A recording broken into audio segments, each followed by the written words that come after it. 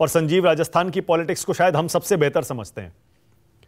संजीव, ये ठीक है ना, दोनों ही पार्टियां फंसी है ना राजस्थान में, गुटबाजी में, खेमेबाजी में, बैलेंसिंग एक्ट में?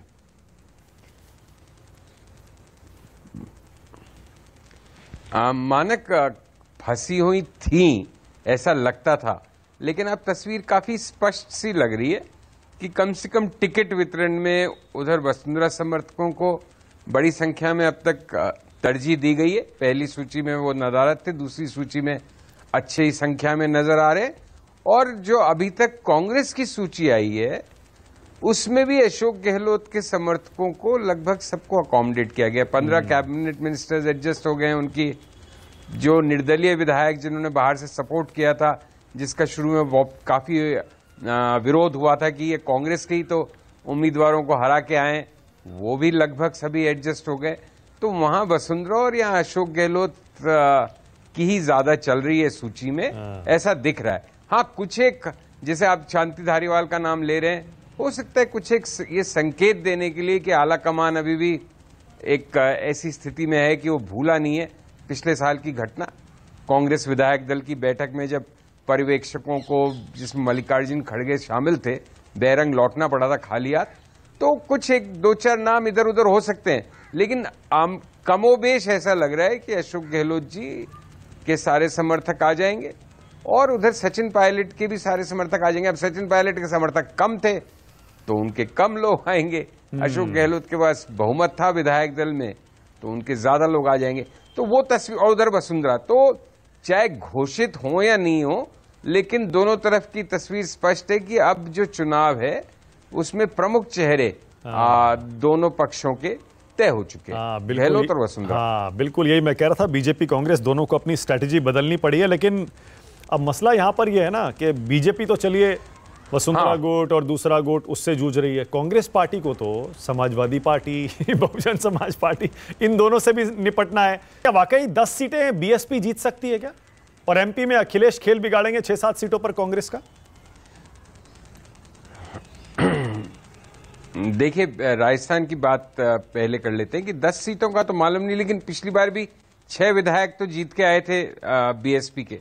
उससे पहले भी ऐसे ही एग्जैक्ट नंबर ध्यान नहीं आ रहा, लेकिन 5-6 विधायक, 4 विधायक बीएसपी के जीत के आए थे। 10 की तक संख्या उनकी पहुंची नहीं है कभी, बट हो सकता है 10 कॉन्स्टिट्यूएंसीज को प्रभावित करते हो।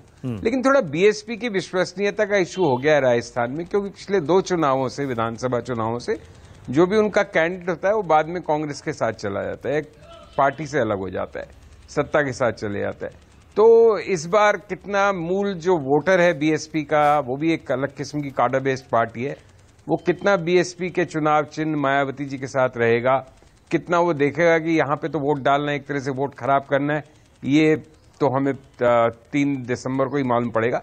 बट ये तय है कि राजस्थान में बीएसपी का एक निश्चित, चाहे कितनी भी छोटी मात्रा में, कुछ सीटों पर उनका असर है। यहाँ पे ज्यादा बड़ा एक इश्यू जो हो रहा है वो हरियाणा की जो जेजेपी पार्टी है दुष्यंत चौटाला की, वो बड़े सिलेक्टेड ढंग से कैंडिडेट्स खड़े कर रहे हैं अपने। कुछ सीटों पे उन्होंने शेखावटी एरिया में कैंडिडेट्स की घोषणा भी की है। बीएसपी ने 4 उम्मीदवारों की घोषणा की है, जेजेपी ने शायद 4 या 5-6 उम्मीदवारों की घोषणा की। तो वो ऐसी कॉन्स्टिट्यूएंसी से अपने लोग खड़ा कर रहे हैं जिससे जरूर थोड़ा कांग्रेस को नुकसान होगा। तो वो कुछ एक सोची समझी रणनीति के तहत कैंडिडेट्स उतारे। तो डेफिनेटली हनुमान बेनीवाल की पार्टी है, तीसरी पार्टी की एक भूमिका है, लेकिन हनुमान बेनीवाल की पार्टी ज्यादा कांग्रेस के साथ अभी नजर आती है।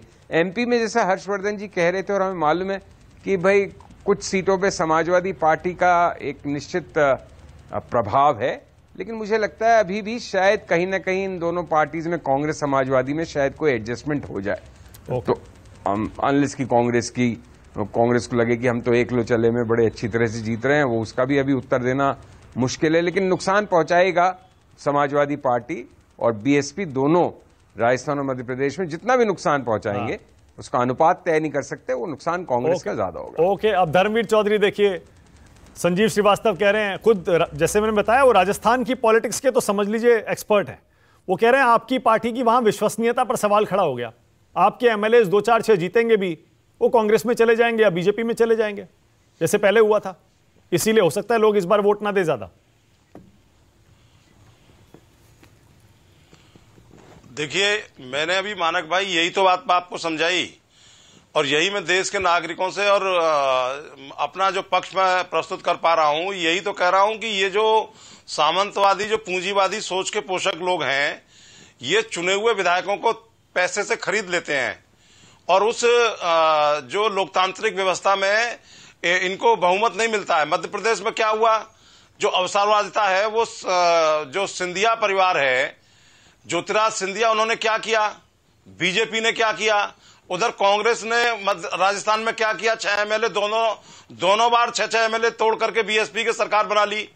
तो ये आधुनिक, इनको मैं डाकू कहूंगा।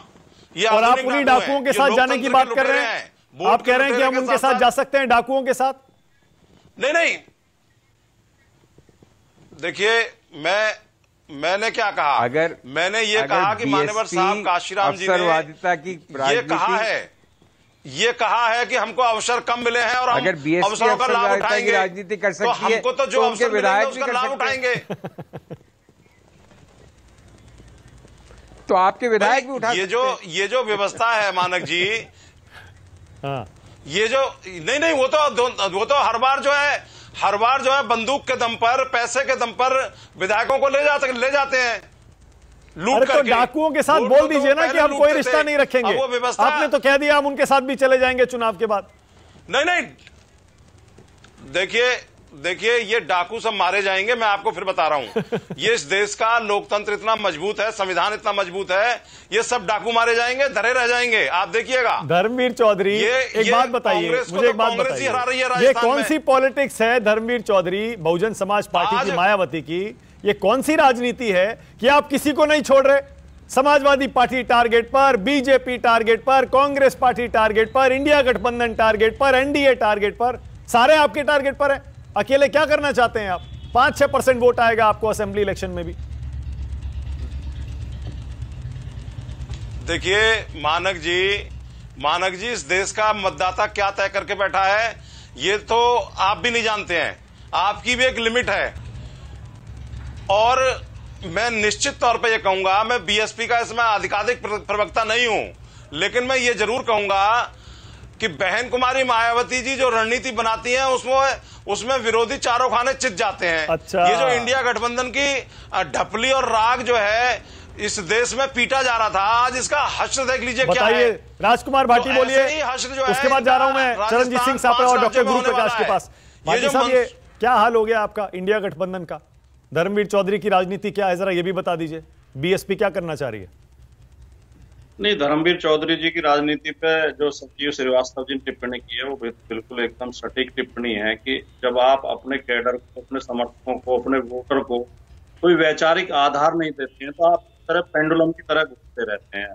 आपके कोई स्पष्ट नीति नहीं है। आपके लिए भारतीय जनता पार्टी, कांग्रेस, समाजवादी पार्टी सब समान है, यानी वैचारिक पेंडुलम की तरह। तो आप गठबंधन में झूल रहे हैं, ना इधर के ना उधर के, ना आपको जो है जगह कहीं मिल नहीं पा रही है। उन्हें बोलने तो दीजिए, भाटी साहब को बोलने दीजिए। अरे धर्मवीर जी रुकिए ना। अखिलेश यादव जी की स्थिति, अरे इतने सज्जन आदमी है भाटी साहब, देखिए किसी को नहीं टोकते। व्यक्ति हैं, मैं उनका व्यक्तिगत तौर पे बहुत सम्मान करता हूं, लेकिन आज वो बेचारे राजनीति में बेचारे हो गए हैं वो। अच्छा, उनकी स्थिति कांग्रेस ने। हाँ, राजकुमार भाटी बोल रहे हैं। ओके भाटी साहब, आपकी बारी है, बोलिए। उत्तर प्रदेश में भी 2022 का चुनाव, हम दोनों पार्टियों की मुख्य जो जमीन है और उत्तर प्रदेश है।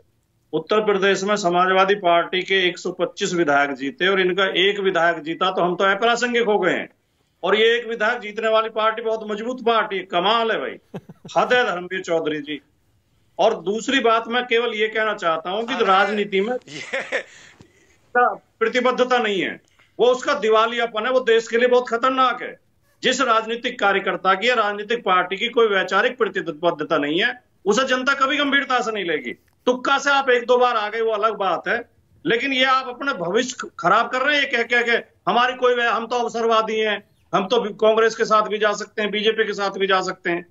ये आप अपने पैरों पर कुल्हाड़ी मार रहे हैं। Okay, all right. चरणजीत सिंह सापरा जी, क्या आप लेंगे बहुजन समाज पार्टी और समाजवादी पार्टी का समर्थन अगर जरूरत पड़ गई कुछ विधायकों की और इनके जीत गए तो राजस्थान और मध्य प्रदेश में?